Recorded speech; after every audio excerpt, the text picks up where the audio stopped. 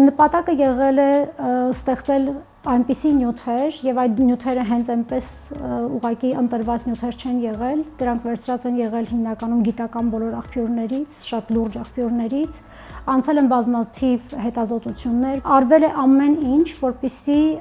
պահվի շատ խիստ միջառարկայական կապը, արժեքային համակարգը, ինքնության գաղափարը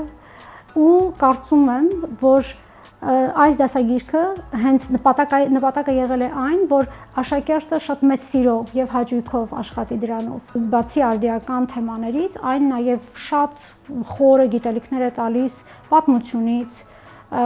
աստղագիտությունից, տալիս է շատ մեծ արժեքային համակարգ, որովհետեւ սա ստեղծված է հենց հայ սովորողի համար, իսկ դա մեզ համար շատ առանցքային է եղել դասագիրքը ստեղծելիս։ Սկսում ենք մնացորդային գիտելիքը ստուգելուց, այսինքն հարցադրումներ են տրվում կոնկրետ, ստուգվում է գիտելիքը, այնուհետև անցում ենք կատարում դեպի նոր գիտելիք տալուն, իսկ նոր գիտելիքը չի տրվում ուղղակի ուսուցիչը կանգնելով ասելով գիտեք ինչ այսօր սովորում ենք սա եւ այն, այլ տրվում է հենց բովանդակության մեջ ամբողջական գիտելիքը, այսինքն աշակերտը հենց ինքը կարող է կարդալ եւ ծանոթանալ, տեսակին, ինչ է ինքը ուսումնասիրելու, լինի դա չգիտեմ, լեզվական ինչ-որ մի տարր, լինի դա քերականական ինչ-որ մի մաս,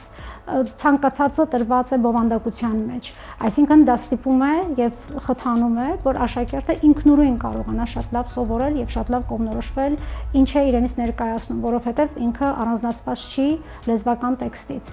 Այնուհետև զարգացումները գնում են ավելի դեպի այն վարժությունները, որ ավելի թեթև են, ավելի թույլ ունակություններ ունեցող աշակերտների համար, գնալով հետո վարժությունը կարող է բարդանալ, մինչև կբերի արդեն կիրառման փուլ, որտեղ որ աշակերտը լրիվ ինքնուրույն արդեն կատարող եւ կիրառող է։ Դասագիրքը այս ձևով է կառուցված եւ սա արդեն հենց հիմնվում է չափորոշչային այն կետին, որ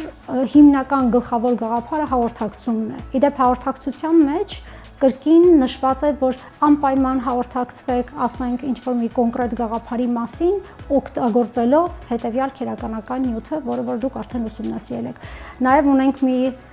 ուսուցչի ձեռնարկ, որը դասագրքի հետ միասին տրվելու է ուսուցիչներին։ Ուրեմն ունենք բազմաթիվ այն բոլոր վարժությունները, որոնք որ ես նշեցի, բոլորը արդեն առանձնացված,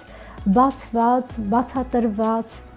տրված են տարբեր մոտեցումներով, օրինակ արագ սովորողի հետ ինչպես կարելի է աշխատել, ավելի դանդաղ սովորողի հետ ինչպես կարելի է աշխատել, ունի նաև հավելյալ բազմաթիվ նյութեր, տրված են էլեկտրոնային շատ լինքեր, որոնք կտանեն դեպի այն հավելյալ նյութերը, որոնք որ ուսուցչին պետք են գալու դասապրոցեսի ընթացքում,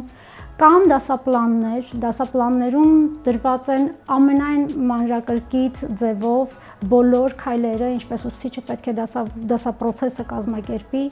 եւ տրված են բոլոր տարբերակված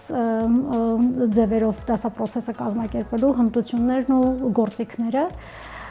Բացի այդ, ունենք նաեւ սանդղակներ, տարբեր պրոյեկտային աշխատանքներ գնահատելու համար։ Ունենք նաև օրինակ self-assessment-ի, ինքնագնահատման դեպքում, ինչպես կարող է ասենք ավելի բարձր